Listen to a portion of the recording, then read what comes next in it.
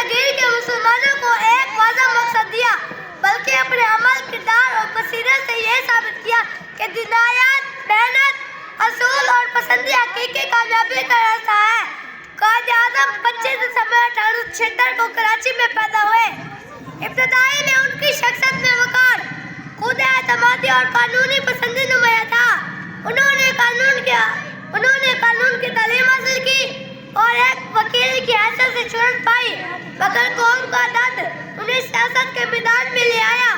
وہ جانتے تھے کہ برِ صغیر کے مسلمان محض ایک عقل نہیں بلکہ ایک الگ قوم ہے، جس کی تہذیب، تاریخ، روایات اور مفادات ہندو سے جدا ہے۔ قائد اعظم نے مسلمانوں کے حق کے لیے آئین جمہوری پرامن جدوجہد کی۔ ان کی قیادت کا اہم اصول تھا فیتھ، یونٹی، ڈسپلن، یعنی ایمان، اتحاد اور نظم و ضبط۔ یہی وہ سنہرے اصول ہیں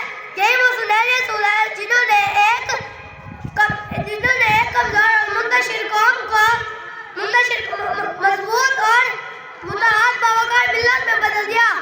23 مارچ 1940 کو لاہور میں قرارداد پاکستان منظور ہوئی اور صرف 7 سال بعد 14 اگست 1947 پاکستان قیام عمل میں آیا۔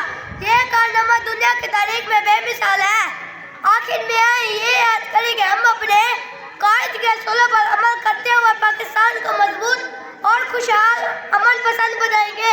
اللہ تعالیٰ ہمیں قائد اعظم کے نقشِ قدم پر چلنے کی توفیق عطا فرمائے، آمین۔ شکریہ۔